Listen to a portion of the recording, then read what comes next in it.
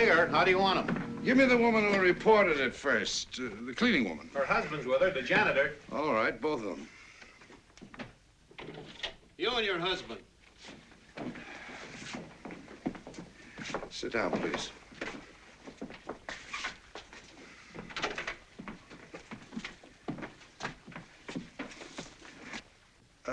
What was the man's name?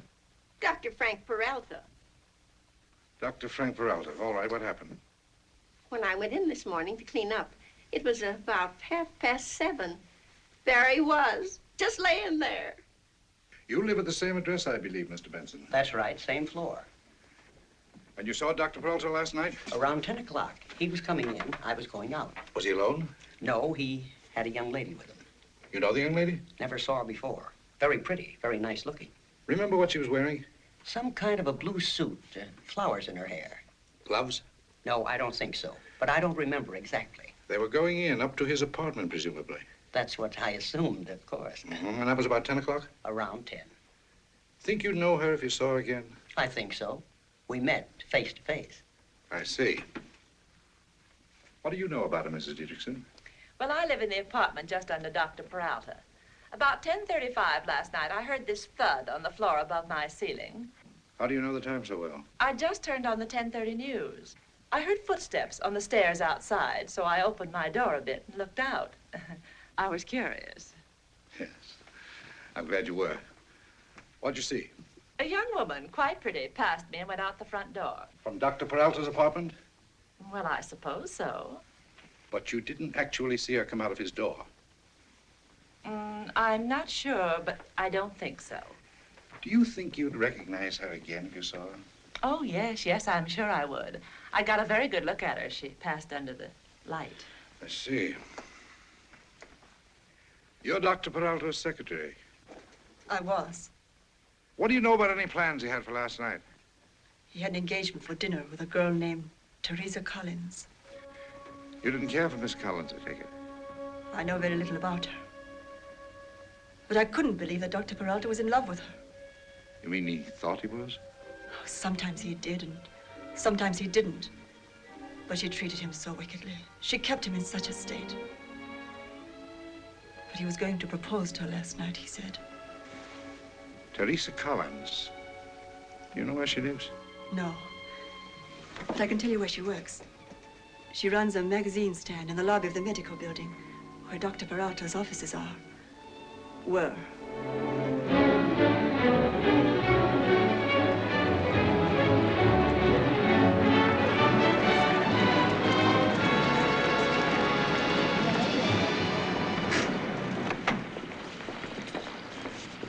Mrs. Dietrichson, you go first. Just look around, see if you see anybody you know. In the middle years, but not a bad little number at that. Keep your mind on what you're doing, will you?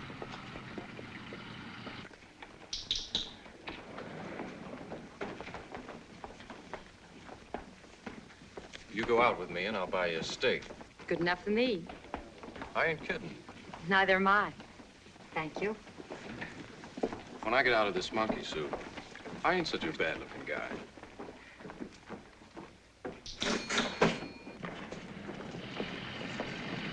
Benson, you go. That's the girl, all right, behind the counter. You sure of it? Well, pretty sure. Pretty sure. Won't you swear to it? I think so.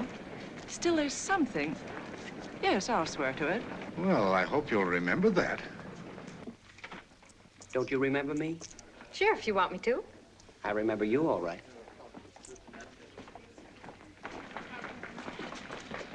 Where'd she go? Well, how do I know? What about in there? That's the girl all right behind the counter. You swear to it? Yep. On a stack of Bibles a mile high. Okay, thanks. We'll get in touch with you later. Looks pretty good. Miss Collins? Yes? I'm from the police department. I beg your pardon. Good morning, Doctor. I wonder if you could show me something in the line of lemon drops. How about lemon drops? That's a very good idea. I don't know how I can thank you enough. Not.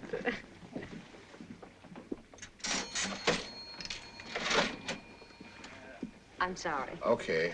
I wonder if you'd mind telling me how you spent last night. Why? Do you mind? No, but... From about 8 o'clock on. What's it all about? Begin at 9. Will you tell me then? All right. I went for a walk in Jefferson Park. Alone? Yes. How long did that take you? Oh, I got home about 11:30, quarter of 12. For nearly 3 hours, you walked alone in the park? Well, not exactly. For about 2 hours, I was listening to the band concert. And then when it was over, I strolled down by the lake and sat listening to the singing over the water. Then it got chilly, so I went on home. And all that time, you never met anybody you knew? Well, I didn't say that. Anybody who knows you, I should say. My butcher and his wife sat back of me during the concert. Oh. What's his name? Mr. Peterson, Vine and 14th. That's where his shop is. Uh-huh. You speak to him? Oh, sure. We're old friends. I can check, remember. All right, check. Anyone else? Yes, the park policeman down by the lake. We talked for quite a while. You know his name and number? No, but we know each other. We've talked down there before at night. What's he? Some kind of sweetheart? Well, not till I get his name, anyway. Well, the truth is... And a boy named Nat, Nat DeGroot, walked home with me. Where did I find him? He works at the True Value shop at 15th and Vine. And he actually walked home with you? Go ask him if you don't believe me. I intend to. All right, now, what's this all about?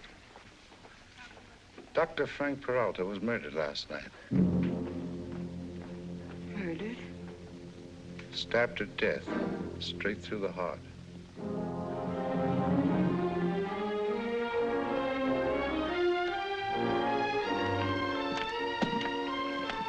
Doctor. Terry.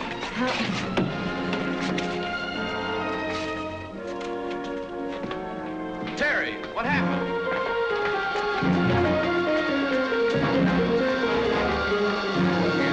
Break it up, break it up. Yes, sir. All right, folks, keep moving, keep moving. It's all over, lady. Keep moving. Well, what do you want?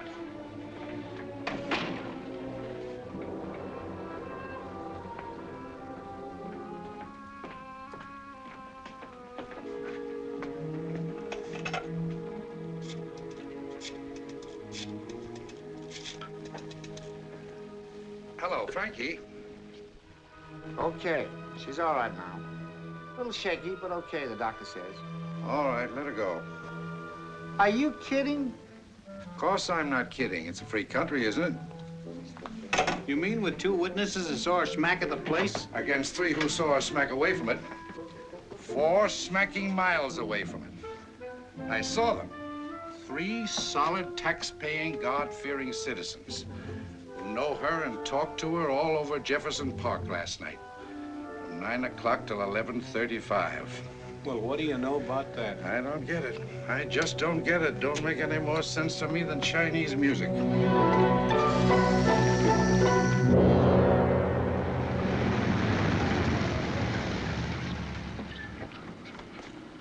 Second floor front, Lieutenant. Thanks.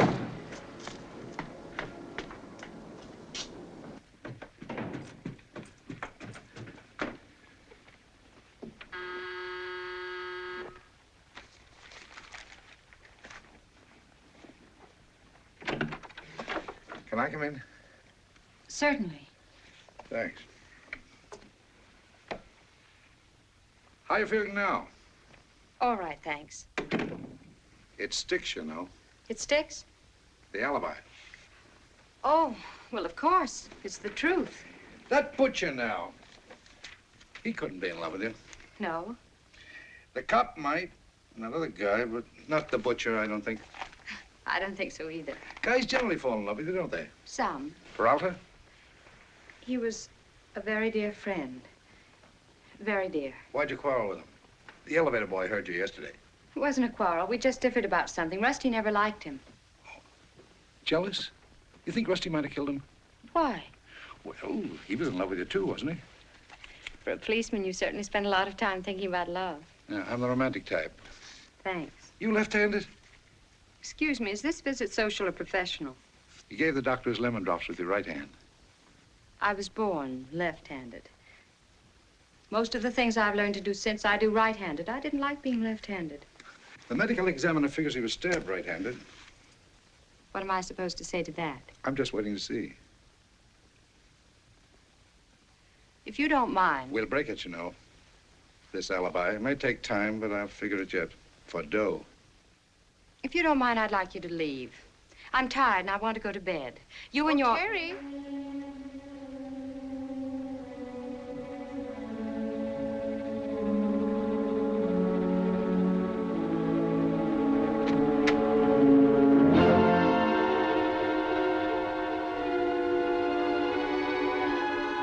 So that's it. My sister, Ruth. Why didn't you tell me? Excuse me. I was going to when the time came. Everybody knows it, so there wouldn't have been much use to try to hide it. Not at the medical building, they don't know it. No, not there. That was so we could take days off when we wanted to, when we didn't have another job. Do you make a habit of that kind of monkey business? All twins do now and then. Well, you're Terry, and you're Ruth. You've no idea how much this relieves me. That's nice. I was beginning to think I was losing my marbles. It's not always easy to tell us apart, that's true. So I see. Which one now was in Jefferson Park last night? One of us. That I know. Which one is what I ask? You or you? Oh, well, now, no use stalling about it because I'll get it out of you one way or another. So, How? Look, you don't want to make this any tougher than it is, do you? So let's have it and get it over with. Which of you did which last night?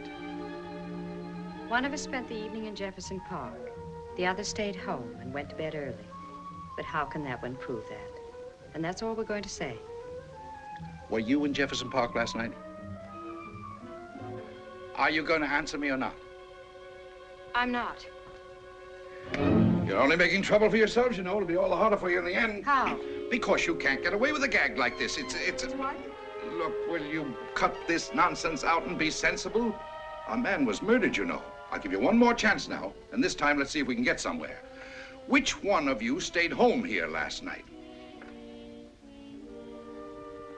One of us spent the evening in Jefferson Park, and the other... But what one did which is what I'm asking. Which one did which? Okay. I'll just have to run you both in. Are you allowed to play the field like that? What do you mean? Can you throw any number of people you want to into court and tell the judge to take his pick? I'm afraid you're going to look awfully funny explaining that even to a lawyer. What lawyer? The one that's coming straight to the police station if we're not here to answer the phone any time tonight. Pretty smart, aren't you? Not dumb. Well, listen to this. Did you ever hear of a little charge called obstructing justice? Yes? Then would you like to reconsider? Me? Or her? Look. Will you tell me one thing? One of us. Will you cut that out? Is there no way at all of telling you two girls apart? We're identical. I thought I told you that.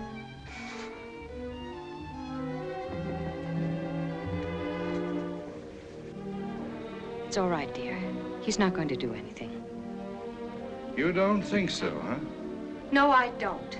I know what our rights are, and so would a judge. And one of them is the constitutional right not to say anything that might incriminate us. Constitutional right, she says. And will you please leave? Or do you want me to call our lawyer now? Okay, Miss Collins, I'm a policeman, not a lawyer, so I'll give you this round, but just one round, remember. So don't try to duck out or anything like that, because we're going to unravel this thing yet. The law's never been licked yet by one of these Rube Goldberg defenses, and it's not going to start with this one. And bring a warrant next time you come, with a name already written in. Say, what did you do? Did you read up on this before you did it? Never mind telling me. I don't want to hear it.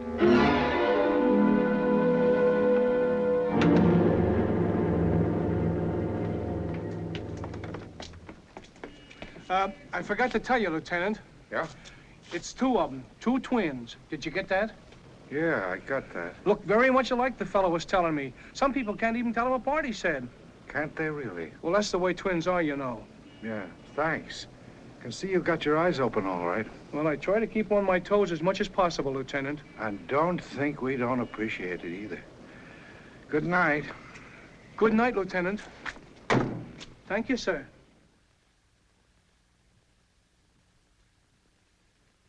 It's no use. There isn't even a piece of print on this handle. Gloves? Could be. You know, there ought to be a state law against the sale of gloves to murderers. You know what they do in the old days. That's no good. Ladies bruise too easy. Get me Judge Hill. Let's...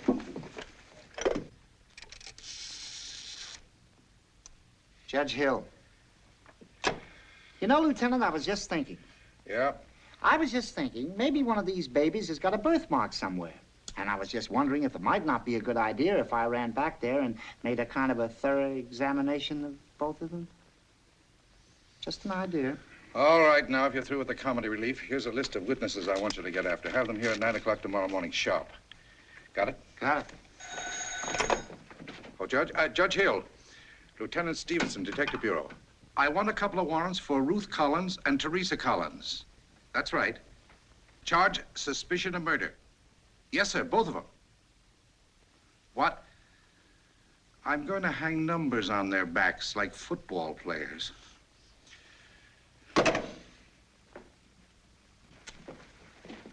All right, bring her in.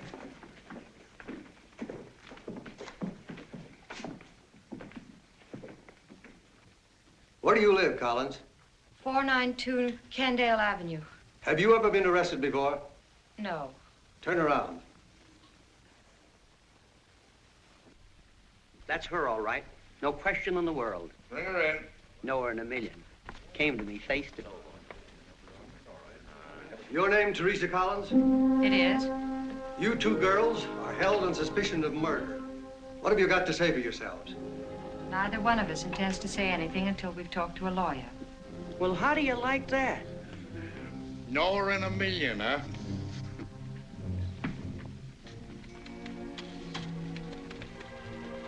What do you think, Doc? Really? No idea, Rusty. It's hard to believe she could have done such a thing. Oh, she didn't. I know she didn't.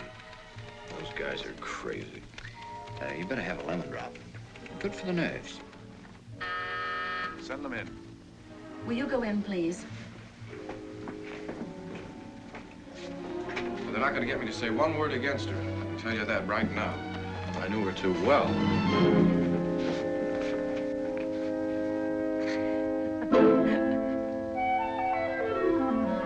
We're sorry, Rusty. Dr. Elliott, Mr. District Attorney. Thank you very much for coming over, Doctor. Not at all, sir. Sit down, will you?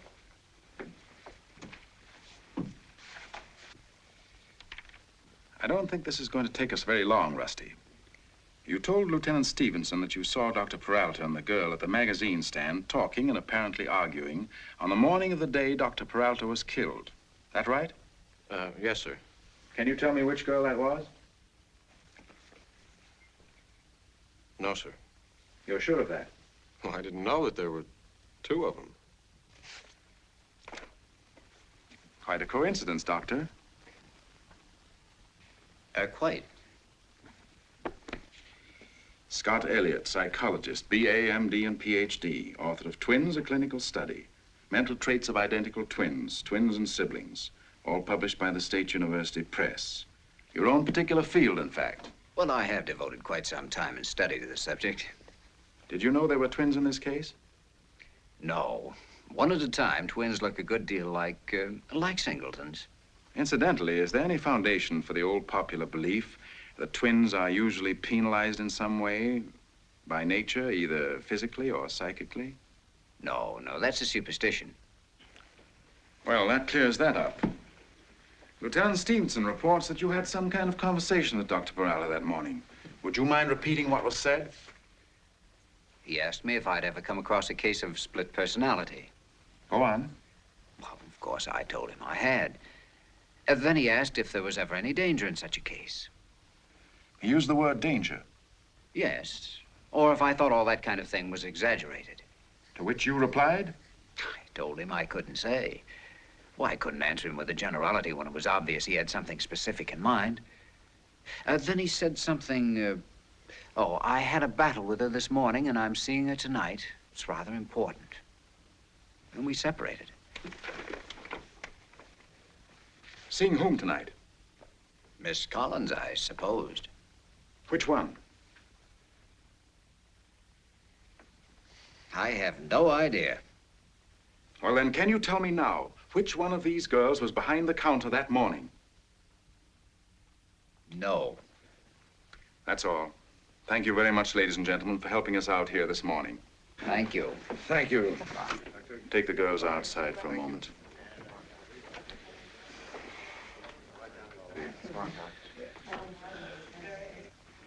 You see? You're going to let them get away with it? What else can I do, Lieutenant? You haven't a witness that can tell one girl from the other. I wouldn't have a ghost of a chance in court. A kid just out of law school could make a monkey out of me with a setup like that. I couldn't even get an indictment from the grand jury. They'd want to know which one, too. But one of them murdered him, you know. I'm sure of it, and you tell me which one, and I'll put her in the chair. I've just as much concern for the proper operation of the law as you, Lieutenant. But in this case, we're helpless. If you have no more evidence than you've shown me, it would simply be a waste of time to try to take it into court. Okay. Let's have him back.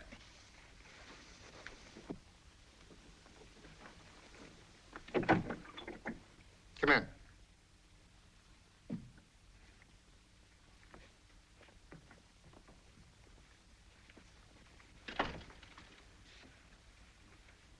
One of you women is a murderess. You've killed a man in cold blood. The other is an accomplice. But the law upholds your refusal to give any testimony under the circumstances. It also forbids the indiscriminate prosecution of more than one person in order to make sure of one guilty one. This protection now enables you to become parties to an outrageous and shameful miscarriage of justice. I have no words adequate to express my contempt and abhorrence for both of you. Now get out. We're free? You're free.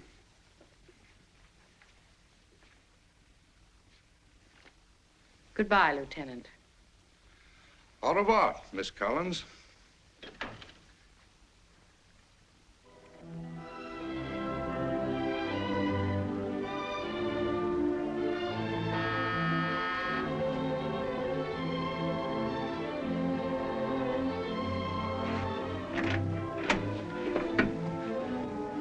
Remember me? Stevenson. Of course, Lieutenant.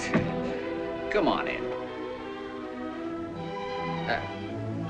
Sorry, Stokey. I don't mind ordinary music. It's the wonderful stuff that bores me. That's snobbish, you know. Well, this is an ordinary place. Where are the gimmicks? Gimmicks? Don't you witch doctors treat people with tinker toys? Oh, they're in the laboratory at the university. What about that office you keep at the medical building? Just a convenient place to get case histories. I don't practice, really. Will you have a lemon drop? No, thanks. Sit down. Thank you. Ever given any thought to this twin case? I supposed you'd given that one up. No. Not me. Not me personally. This is on my own time. You don't look ambitious.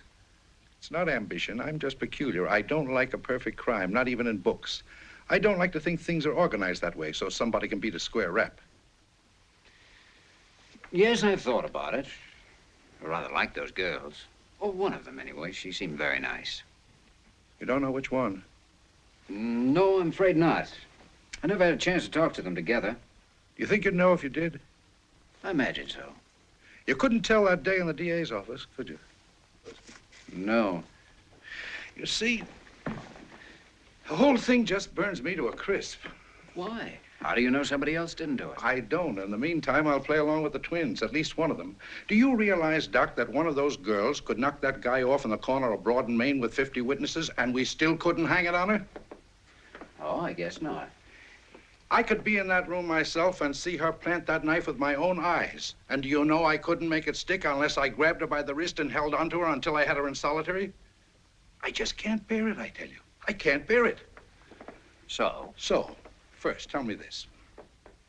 You're a twin expert. Do you know anything whatever about those two dames that would give me a chance to begin to work? Well, sure. What? The crime. The crime? Well, of course. You don't suppose just anyone could commit a murder, do you? You're going to have to be very patient with me. Just what do you mean by that? Character, personality. Not even nature can duplicate character, even in twins. I interviewed a pair of twins one time so alike that dogs got mixed up about them.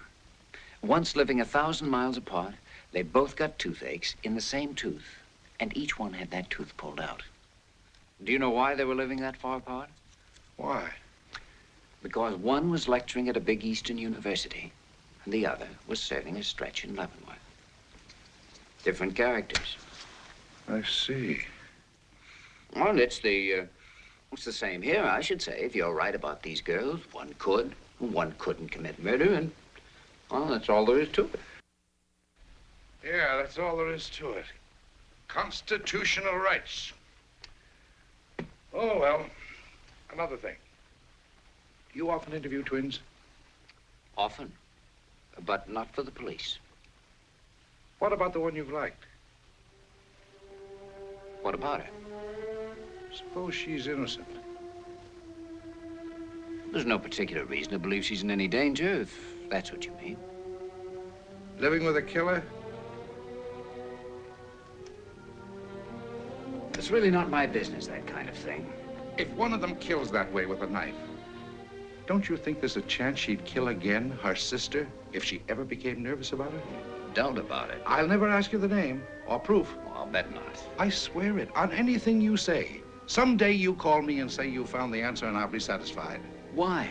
I've already told you, because then I'll know there's still no such thing as a perfect crime. The system worked. You still can't beat a square rap.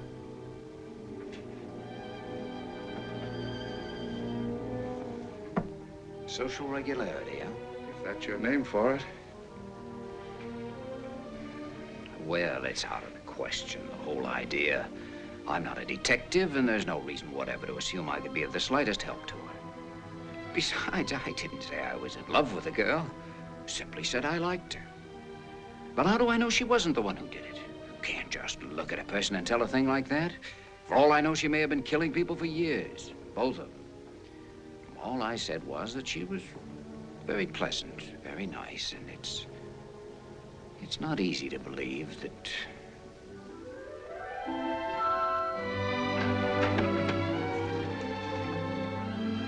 Why, Mr. Lemon Drops. Well, it couldn't be anybody but Terry. How are you, Doc? Glad to see you. Thanks. You two over here. Thanks. Still chomping on that cast iron candy. I've told you before, I don't chomp them. I wear them down. Well, no wonder I never got it. Didn't you really? An expert like you? Nope. Obviously, you were both wonderful. Oh, I'd almost forgotten there was such a thing as kidding. Things haven't been so good, eh? Not so good. You saw the papers, those pictures?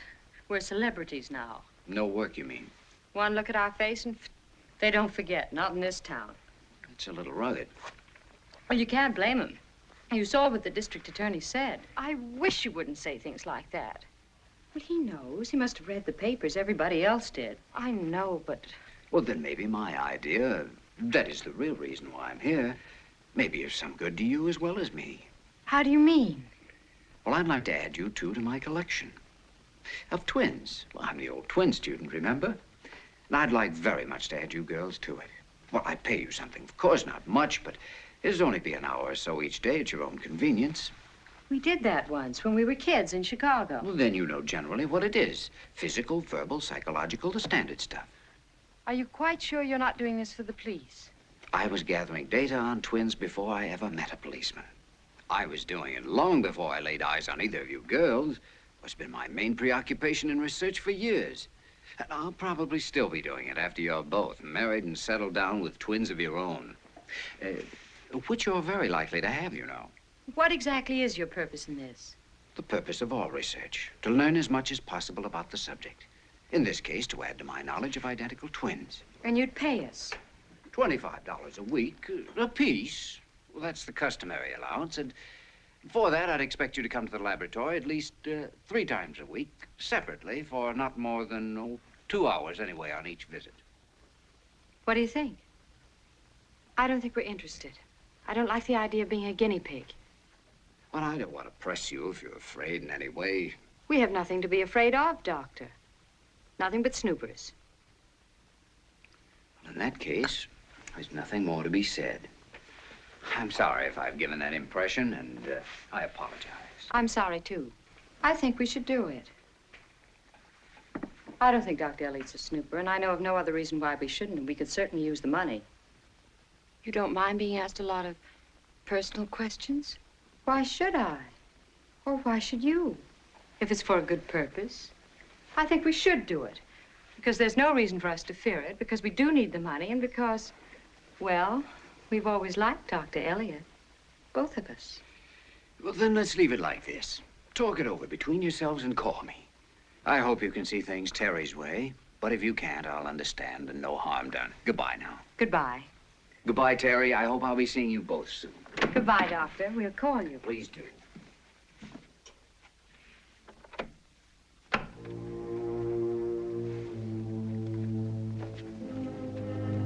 What's the matter with you? Do you think that was very wise? Why? What are you afraid of? I'm not afraid.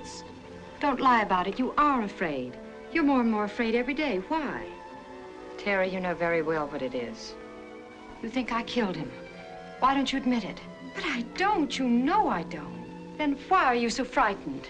Terry, if they knew which one of us was in his apartment that night, you know what that would mean. He proposed to me there, and I said yes. Why should I kill him? I know that, dear. I know you didn't do it. I know it so well that I'm willing to do anything to keep them from learning you were in his apartment that night. That's the only reason I'm frightened. Believe me, dear. Please believe me. Well, then, is there anything about yourself that you're afraid for Elliot to learn? Oh, of course not. Well, then, stop worrying. There's no need for it. And besides, he's very attractive, very good looking. I like him.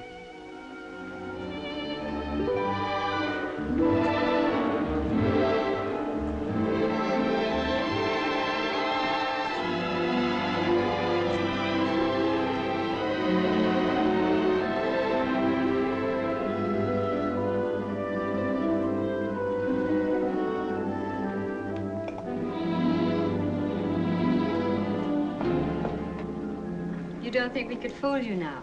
No, not anymore, Terry. I even have you spotted at the magazine stand. How do you mean? Well, I know some of the times when it was you and some when it was Ruth. Not all of them, of course, but some.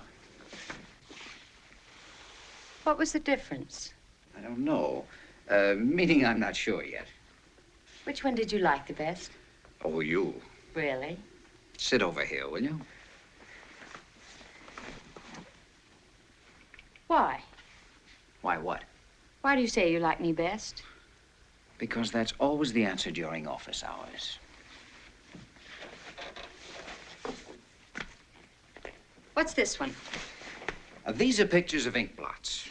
Actually, the kind you probably made yourself when you were a child. Just blobs of ink and the paper folded over. What's it for? It's another way of examining personality. I'm going to hand them to you one by one. And all you have to do is tell me what you see there. What it looks like to you. Quickly? If you see it quickly, sure. As soon as you make something out of it, you tell me, that's all. You ready? Mm-hmm. Now face that way, please. Now, what does it look like to you? Might be a mask. You see? The black slanting holes for eyes, heavy eyebrows, and pursed lips give it a fixed expression. Anything else?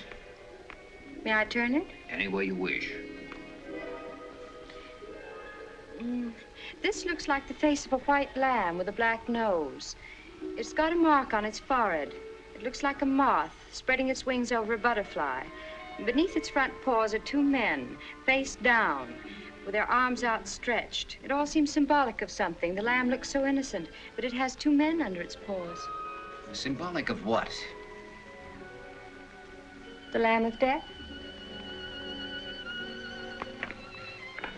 I wonder if you're really as cool as you pretend.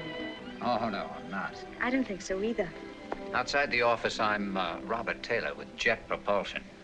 What do you see in this one? What does it look like to you, Terry? These are two men, back to back, but they don't seem to be aware of each other. Now it's changing into the full face of a man with drooping mustache and slanting eyes. And this is a dancer, a woman, dancing with a puppet. Now you see the puppet reaching to pat a cruel rival that pretends not to see her. But all the time he's trying to reach near enough to do her some harm. May I have a cigarette, please?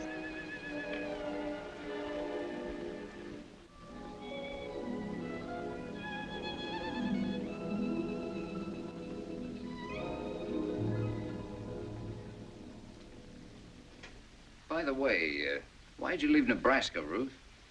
Well, we've been living on this farm for about a year, and the farmer's wife wanted to adopt me legally. The doctor said she couldn't have any children, but they could only afford to adopt one of us. Why'd they pick you instead of Terry, do you know? Oh, just happened, I suppose. No particular reason. There's not much choice between twins, you know. But Terry was very upset when she heard about it naturally, so we just decided to pull out, that's all. What do you see in this one?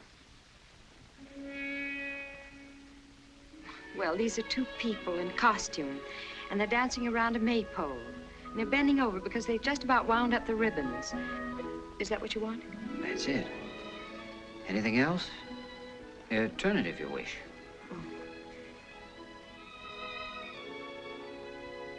Oh, these are two skaters, like in the ice show. And they're leaning backward with 1 foot high in the air and their arms extended. How did Terry find out, do you know? Oh, the farmer, I think. He never liked her from the beginning for some reason. Was he cranky? No, I got along fine with him, but Terry, for some reason... What do you see in this one? Oh, these are two old ladies sitting back to back in an open streetcar, like the old cable cars in San Francisco, and they seem frightened. They're holding onto their arms of their chairs with their hands, and they've got their feet tucked tightly under their seats. Oh, look at those chins. And this is a drum majorette with a high bearskin shako. And she's very straight and graceful, light-footed, and she's got her knee high in the air. Thank you very much. Hello? Well, it's about time. Sorry I'm late. What'd you do, go through town? No. Scott and I just got to talking. Talking? After that ink blot stuff. Who do you suppose ever thought that one up? Talking about what? Oh, just gabbing. Chicago, movies, when we were kids. Not about us. No, mostly about himself. He was really awfully funny about when he went to school. He must have been. He was, really. Once he drops that office act, he's really an awful lot of fun. The way he used to be around the cigar stand, remember? Is that his line, down memory lane? I don't think it was a line. He just seemed to want to talk, that's all. Nothing romantic. I'm afraid not. Dear me, you sound disappointed. No. Not falling for him, are you? My goodness, Terry, sometimes it seems as if that were all you ever thought about, falling for somebody. Of course not. Just don't want to see you do anything foolish, that's all. Yes, Mama. Because I'm not convinced yet that he's being strictly on the level with us in this thing. Oh, I don't know, of course. Oh, I can't believe it. Well, perhaps not. But if I were you, I'd be just a little careful. Not too friendly. Yet. Oh. If only we weren't so... I know. It's not very pleasant. But as long as we are, we'll just have to be on our guard with everybody. Particularly him.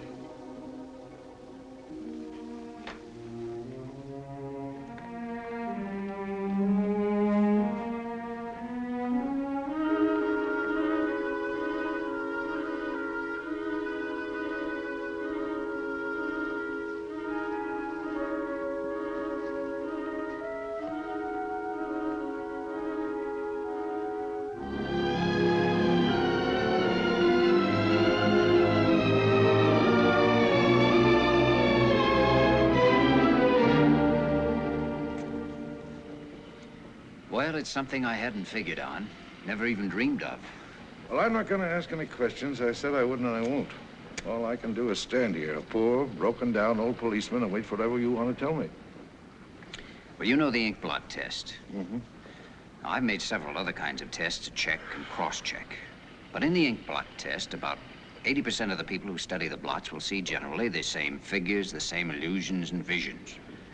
What the other 20% see in the same blots, reflecting the true secret patterns of their own minds and personalities, is quite illuminating and pretty accurate. Uh-huh. In this particular case, there doesn't seem to be much room for doubt about one thing. What? One of our young ladies is insane. Very clever, very intelligent, but insane.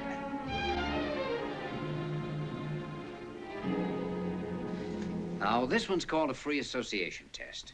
And it's so simple that even I understand what I'm doing. Look, if all this is to find out which of us is the smarter, I can save you a lot of time. It's Terry. Is that official? You know, it's a funny thing about us. I'm older than she is, 7 minutes and 55 seconds. But that isn't the way it feels. All our lives, she's been the older sister, always helping and protecting me. Sit over there, please. And like a mother, too, actually, because we've been orphans since we were 10. I wish you'd get it out of your head that this is a contest. I'm interested in absolute, not comparative results. Yes, Professor. You know something? What? I'm a very pleased man today. Good. Which I haven't been for almost a week. No. Because you haven't seemed happy. I'm sorry. I was afraid I'd done something that offended you. Oh, no. Well, I didn't mean to, I assure you. It was something else. I was a little worried about something else. But it's all right now? Yes, it's okay now. Good, that's the way it ought to be. Well, back to cold science. Now, I'm going to give you some words, one at a time. And as soon as you hear the word, you answer with the first word that comes into your mind. Not a sentence, just a single word. And answer as quickly as you can. That's the important part of it. Speed. You ready? Mm-hmm. Table. Chair. You ready? Dark. Night. Moon. Beams. Knife. Scissors. White. Black. Mirror. Death.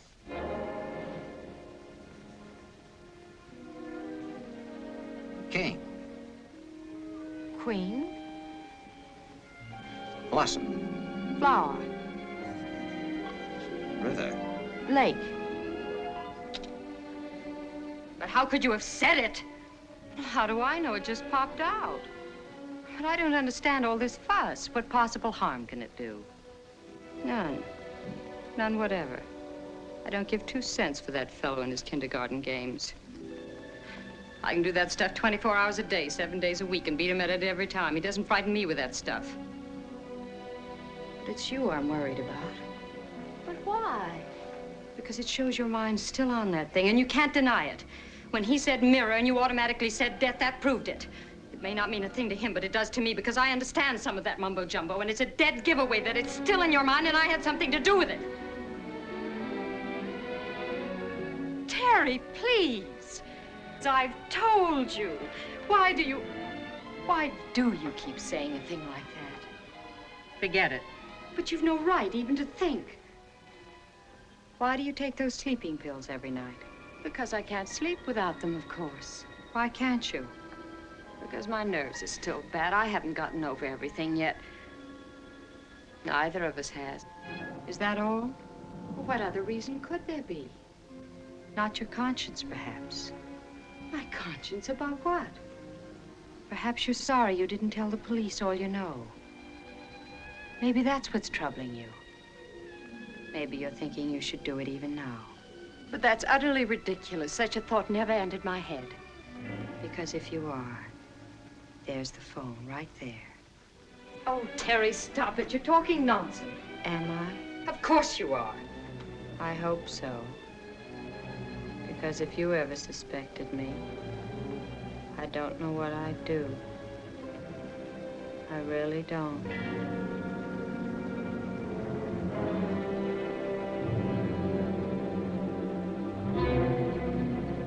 Table. Chair. Moon. Stars. King. Queen. Death. Mirror. Girl. Woman. Black. White. Rose. Thorn.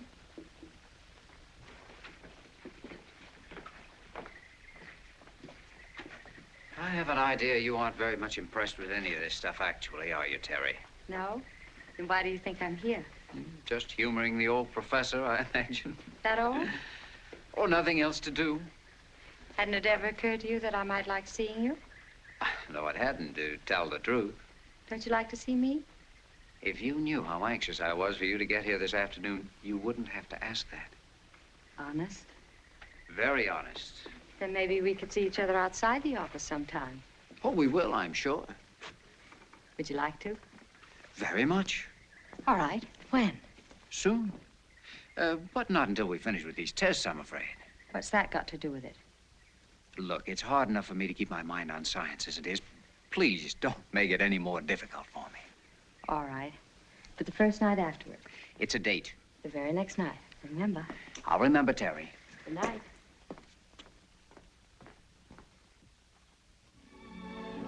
I was really crazy about that boy, but Terry simply couldn't stand him. She insisted he wasn't on the level, and that's the way it turned out. He wasn't. How'd you find out? He dated her one night, and she told me. Terry's turned in, I guess. How many men have you been crazy about? Oh, that was just kid stuff. We were about 16 then, I think. Oh, this autobiography I'm giving you. Is this for science, too? No. No, this is personal. The more I know about you, the more I want to know. I want to know everything about you that's possible to know. For myself. And apparently you will. Good night. Do you think when all this business is over, I can call and ask you out for dinner, dancing, or just to talk in a purely personal way? You think you'll still want to? That's what I'm looking forward to. Do you mind? No. I like it. You're a wonder.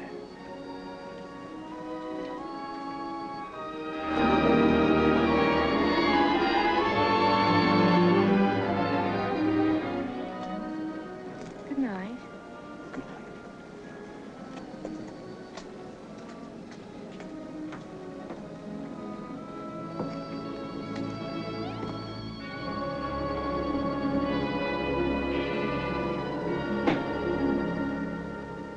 It's all right. I'm not asleep. Don't turn on the light. I'll undress in the bathroom.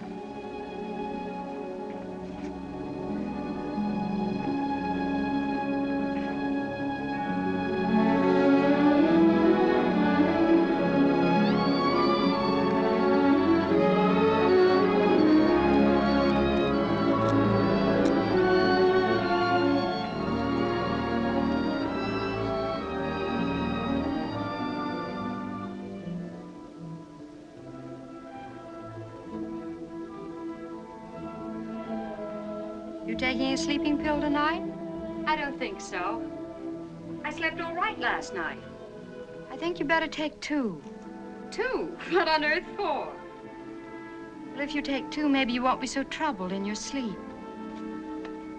You mean I talk? Talk? Cry? You scare me half to death sometimes. Good heavens. Dreaming, I suppose. No.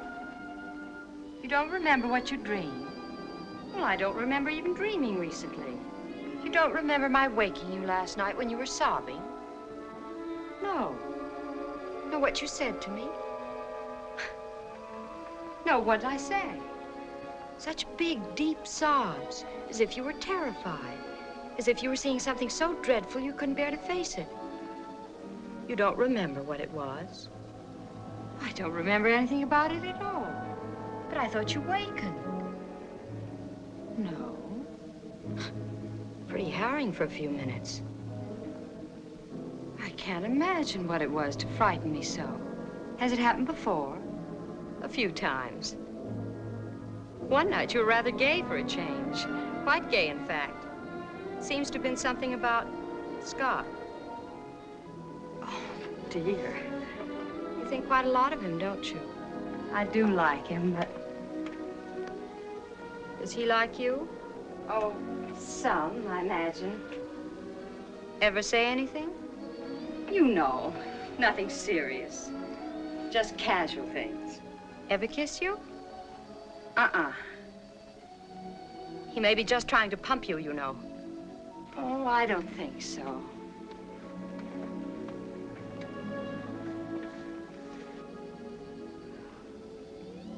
Don't you want to know what seemed to be frightening you? I don't know whether I do or not. You've talked about it before, in your sleep. You were worried about one of us being crazy. The old saying, you know, that one of twins is likely to be abnormal. But that's not true. That's a superstition. You heard Scott tell the district attorney that. I know. Why, that's an old wives' tale. We've heard it for years, both of us, but it's not true. Didn't you hear Scott say it wasn't? Yes, I heard him. Oh, this is so awful. It frightens me. The whole idea of talking and dreaming and sobbing and remembering nothing about it. Well, it can't be very pleasant, but it's not really so important. Just bad dreams. I know, but such a thought.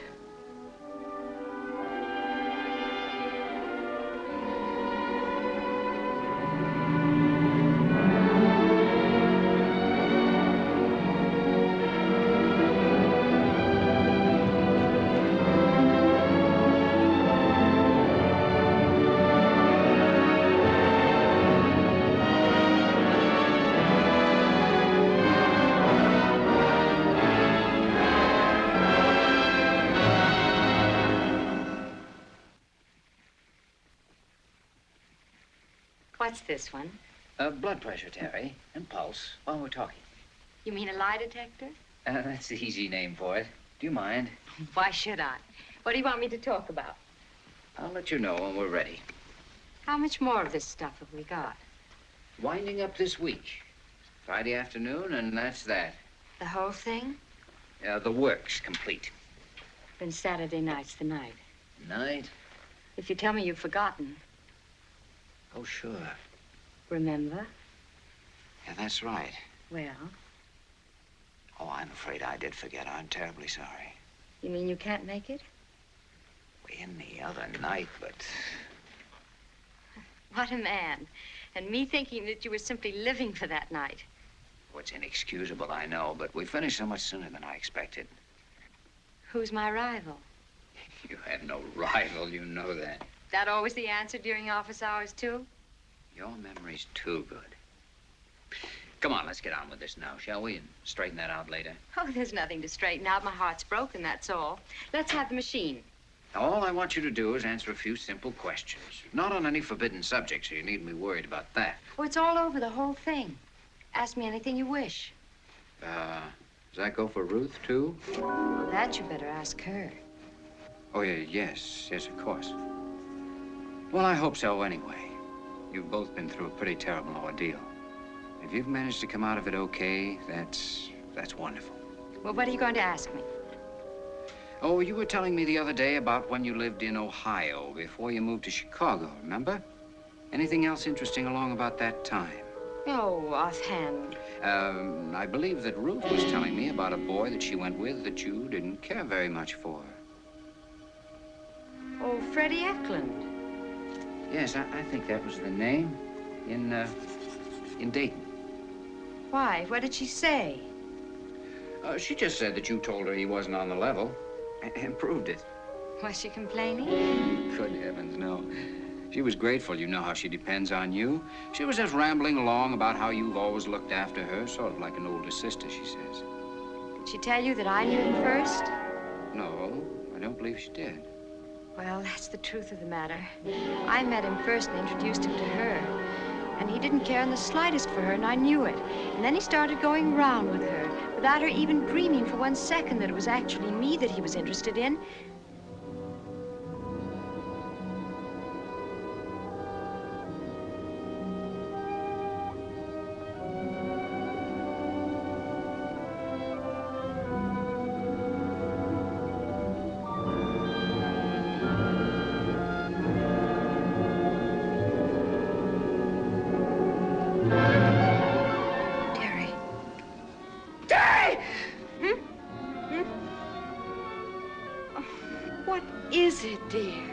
Again. Wake up, dear. You're dreaming again. No, it wasn't a dream. Didn't you see it? There wasn't anything to see, dear. You're dreaming, I tell you. It wasn't a dream. I wasn't asleep. The whole room lighted up, Terry. I saw everything in a great flash. Now you're all right. There's nothing to be afraid of. Oh, but I was sure I saw it. I was sure of it. It doesn't matter. It really doesn't. But what is it? What do you think it is? Oh, something's happening to me and I don't know what it is. I don't understand it. You're just imagining things. Your nerves are playing little tricks on you, that's all. I'm so scared. I'm so scared I don't know what to do.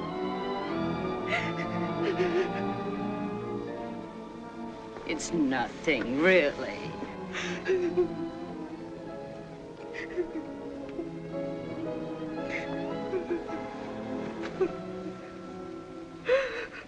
Just remember I'm with you. And I'm always going to be with you. No matter what happens.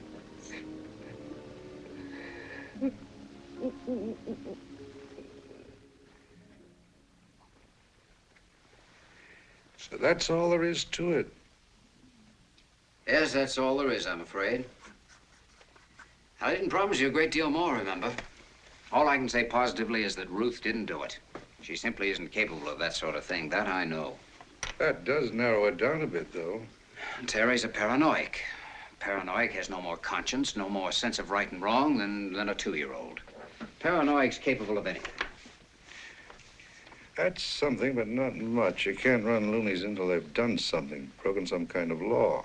If their families don't see fit to commit them, you just have to wait till somebody's set on fire. Unfortunately. Pretty tough on Ruth. You gotta tell her, aren't you? I suppose so, but it's not going to be easy. Apparently, she hasn't the ghost of a suspicion. No? What about that double alibi? She could be tricked. Terry could trick her. Well, much obliged anyway, Doc. Yeah, sorry I couldn't have been more help to you, Lieutenant. Good night, Sergeant. Good night, Doc. You gonna see Ruth again soon? I expect to. Tell her right away, no matter how hard it is. I will. Because it's 6 to an even, you know. The other one's gonna pop off again before it's over. It's quite possible. It's better than that, and watch out for yourself, too.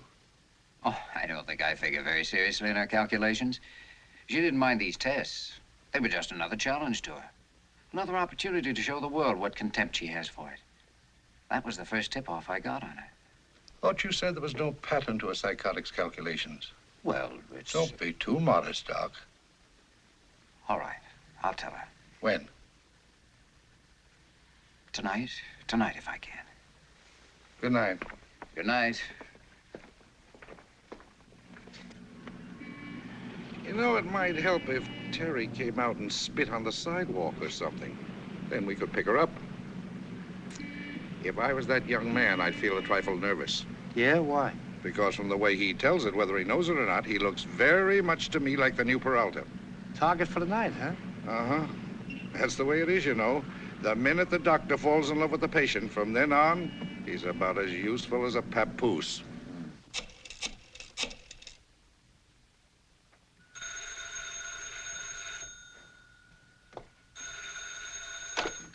Hello? Hello. Hello, Ruth. Hello, Scott. How are you, dear? Are you alone? Yes. Why? Well, I don't want Terry to know. Do you think I could see you alone sometime tonight? Of course. When? Anytime, whenever you say. Could I make it rather late? Around 11? She'll be asleep by then. 11's all right for me. Supposing I come to your apartment at 11 or a little after. I'll leave the front door unlocked and you come straight up the top of the stairs. I understand.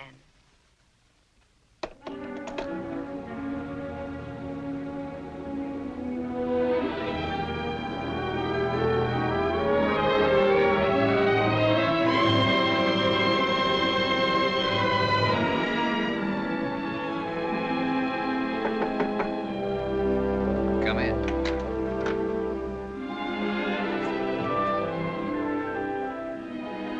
Do you mind? What, no. Well, of course not. I couldn't be more pleased. Well, you know very well there's no one in the whole world I'd rather see walk in that door.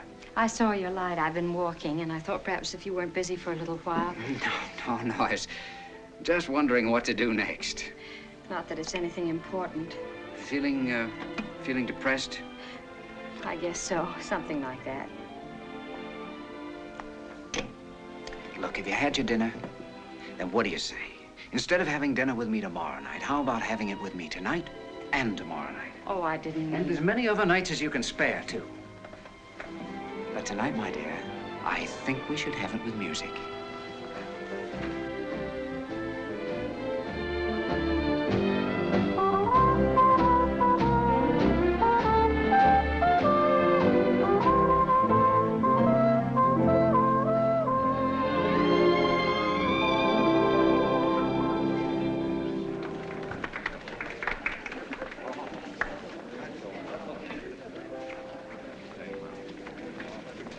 Sure you don't want to tell me? What causes hallucinations? Hallucinations? Things you imagine you see or hear. What causes them? Oh, bad nerves. Just nerves? Or a sick mind.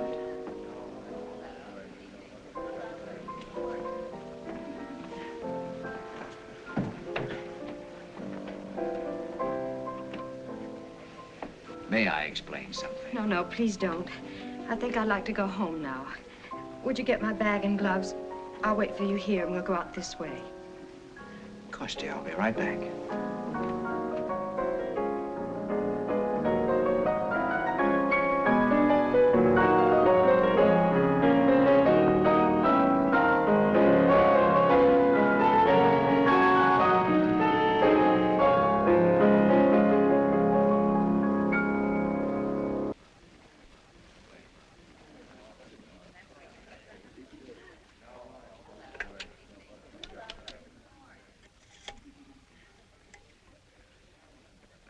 Police headquarters.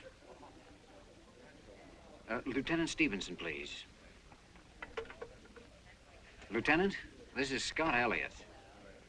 What do you think of me in the role of a human booby trap? So you got the picture at last, huh? It's possible. Will you still be there at 10:30? I want to talk to you about something that's come up tonight. Something that may be a little more in your line than mine. I'll be right here, partner, from 10:30 on.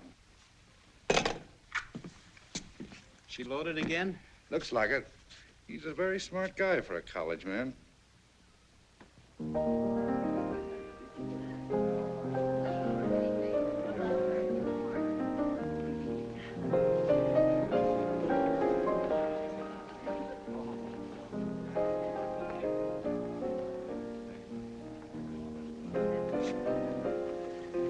You ready? Thanks. Oh, come on. You can do better than that.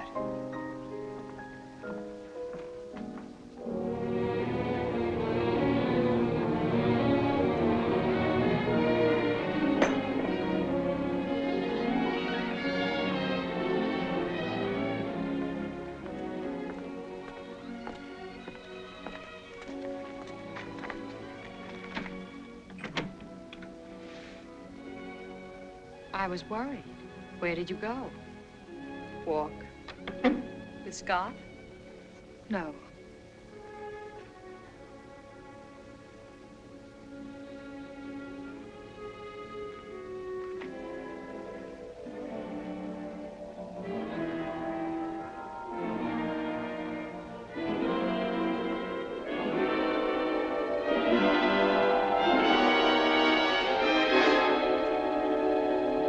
Haven't you seen him? He called about 7. Who? Scott. I told you I haven't seen him. You just come in. Now I'm just going out to dance.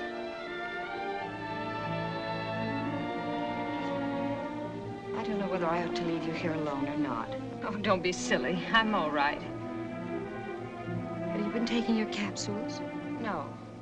Why not? They're no good. Well, maybe you don't take enough. But be careful. Don't take too many.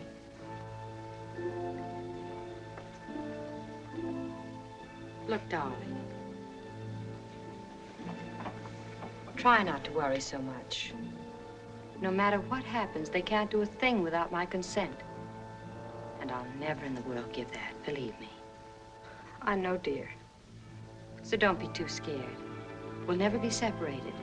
You and I are going to be together as long as we live. Remember that, darling. Always.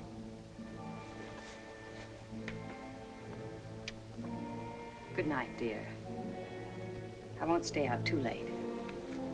Goodbye.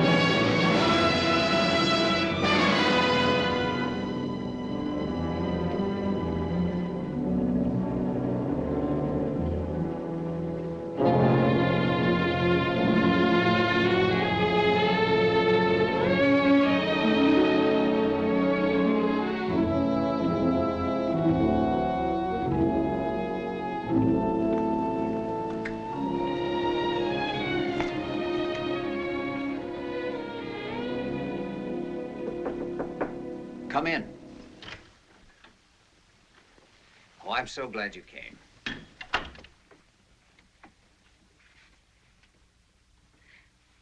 Oh, I wondered about how you lived. Apologize for his neatness, but I have no woman around to keep it messed up all the time. I'll hold it. Could I get you something to drink? No, thanks. I hope I didn't alarm you with all that urgency and mystery. No, I was just puzzled that you felt you had to have some excuse. I'd have come anyway. You know that. Sit here. But it wasn't an excuse. I was quite serious. It's something I thought we should discuss right away, privately. But has it got to be tonight? Oh, I'm afraid so, dear. It's quite important. It's about Terry. You don't like Terry, do you? Of course I like her. But what? But I love you. Why? Why do I love you? Why me and not her? That's something I'm very curious about. Why did you choose me instead of her? We're so much alike. What was it you thought you saw in me that you didn't see in her? How can I answer that? All I know is that you're the one I fell in love with. What else do I have to know? Am I better looking than she is? Well, to me, you are, of course. Don't laugh. I'm serious. I want to know what you think the difference is. For instance, kiss me.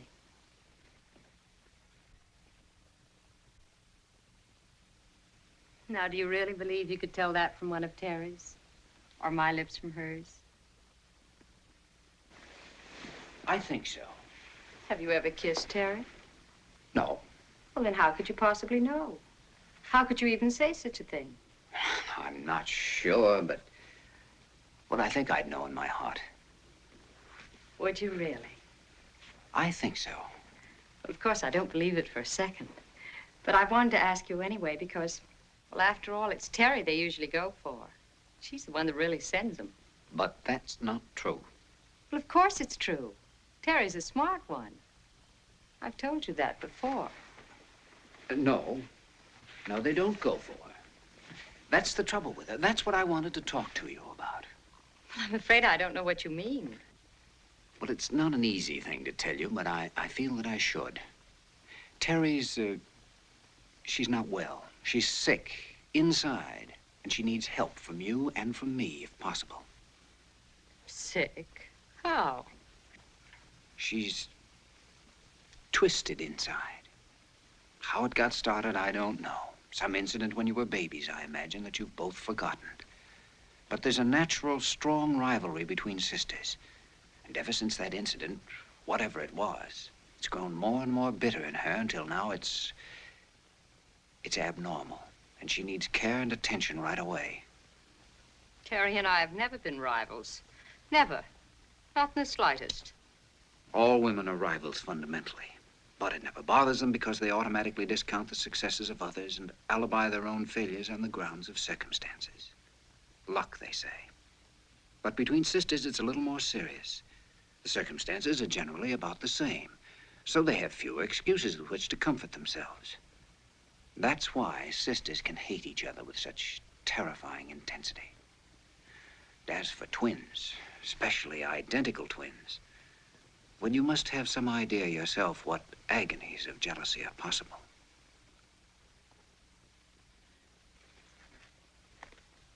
Go on.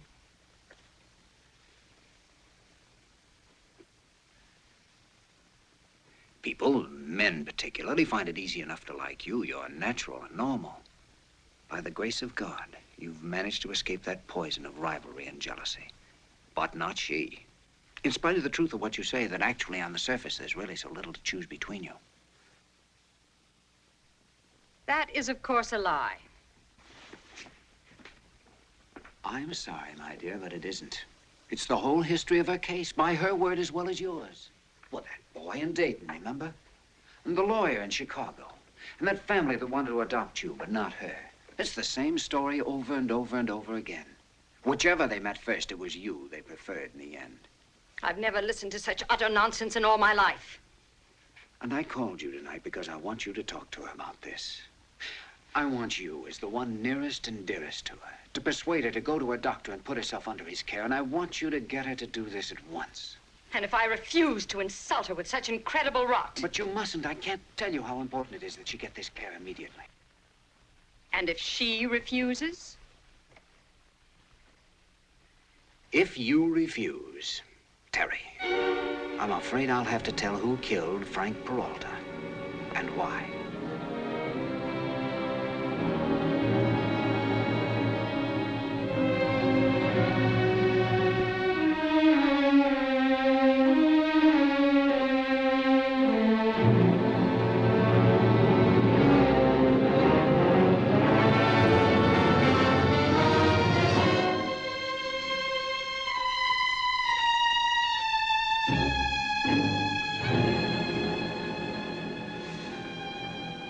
You can't. You don't know. I think I do. Not that it matters, because there's nothing you'll ever be able to do about it. Whatever you guess. Shall I remind you anyway? If you wish. Peralta was killed because the same thing happened to you again. It was Ruth he really loved, without even knowing she existed.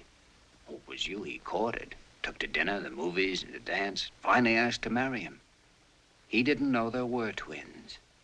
All he knew was that every now and then the girl at the counter brought him a warmth that he missed at other times. That's what puzzled him.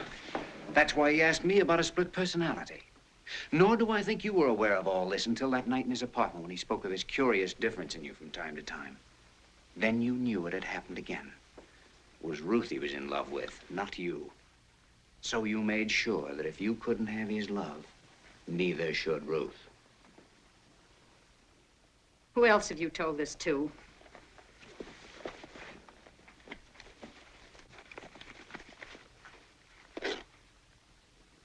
I say, who else have you told this ridiculous story to?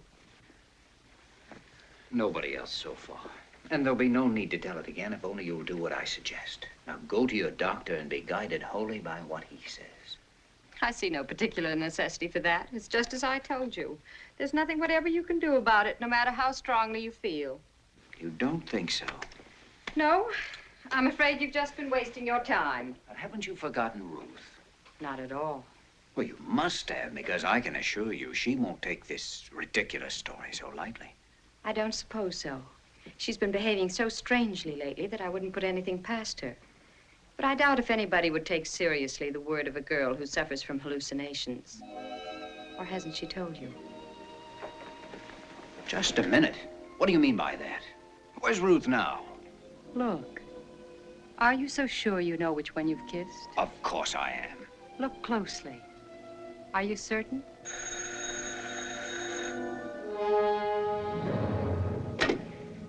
Hello. Speaking. Have you still got that Terry there with you? Well, could you bring her over by yourself, or do you want me to send the wagon? Just a minute. Who is that? A guy from the hospital. I'll be with you in a minute.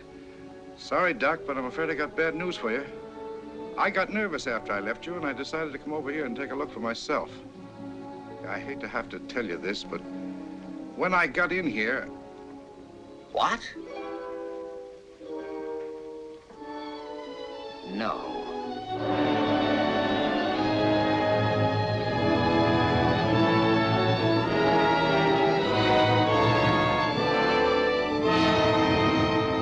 All right, Stevenson. I'll be right over.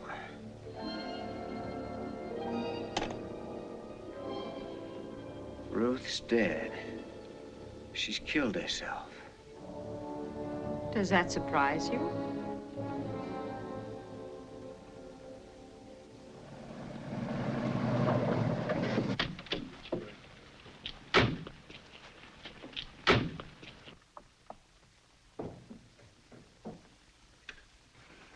I'm terribly sorry, Doc, but Oh, I'm terribly sorry, Miss Collins. Sit here. May I go in? Well, I suppose so, if you want to. The examiner's in there. You go with him, Franklin. Can you tell me what happened? She took some of this sleeping junk, apparently. It was empty on the washstand in the bathroom. She'd been taking it for the last 2 or 3 months. Miss Collins. I hate to have to ask you questions at a time like this, but did she have any reason that you know of? Yes, I'm afraid she did. What was it, Miss Collins? Her conscience. Oh, yeah?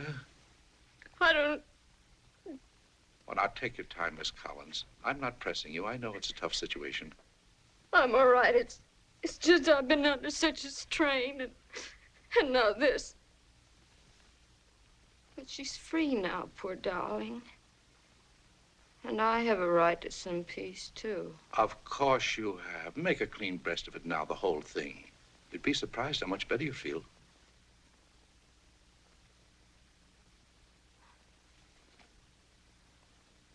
She killed him.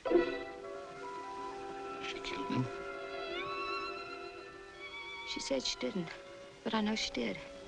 I believed her at first. I kept on believing her for a long time, but now I know she did it. Take this down. That night, Miss Collins, what happened?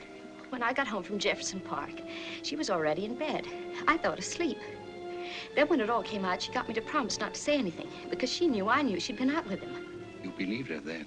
Yes, but there was something the matter with Terry. She was sick inside. She was twisted. You mean Ruth? No, Terry. I'm Ruth. It was a kind of deep bitterness. Wait a minute. I thought you were Terry. No, I'm talking about Terry. I'm Ruth. But didn't you... Didn't I what? Nothing. I'm just a little... Go on. Well, then Scott found out about it. Something in those tests. And he told me tonight. He told me she was not right. She was sick inside with jealousy. That's why she killed him, Scott says. He didn't know there were 2 others. All he knew was... Just a minute. What are you trying to pull? I'm just telling him what you told me, dear. Just about what you told me, remember? But this isn't Ruth. This is Terry. Now, Scott, we've been over all that once tonight. This is ridiculous. I know this girl almost as well as I know myself, and it's Terry. How do you know? How do I know? I've been studying them daily for almost 2 months. Why, I have no more difficulty telling these girls apart than I have telling you and me apart. Can you prove it? Prove it? Yeah, all I know is that she says she's Ruth. She certainly sounds like Ruth, and unless you have some way of proving different... Shall I go on? You bet. I think we're beginning to get somewhere with this thing. Go right ahead.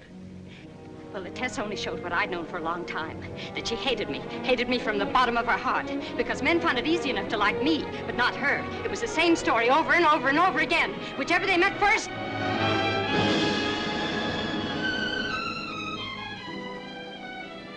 I'm sorry, dear.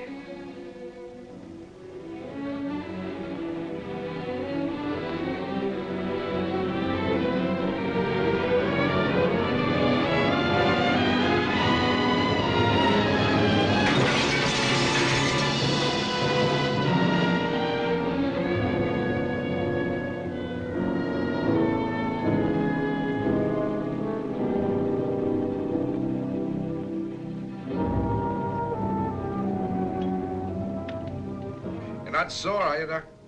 Of course not. The reason I didn't explain to you what I was going to do, I didn't know myself till I got here. It was only after a kind of a Dutch uncle talk with Ruth that the idea came to me, and then it was too late to explain anything, so I just had to take a chance, that's all. Well, all I can say is you aged me 10 years. But under the circumstances, I forgive you. Do you want to know why I got nervous? Why? Psychological reasons.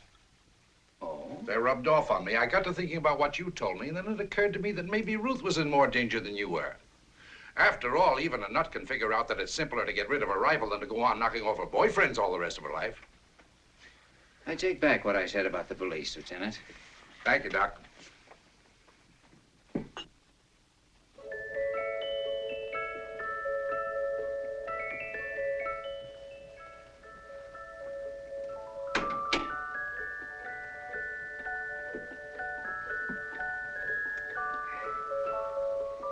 Fourth floor, Novelty Department, 975, this week only.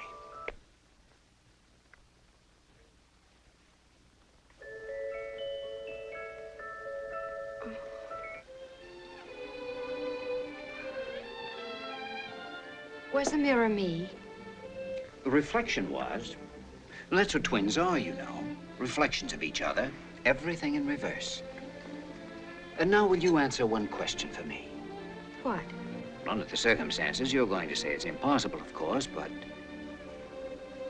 why are you so much more beautiful than your sister?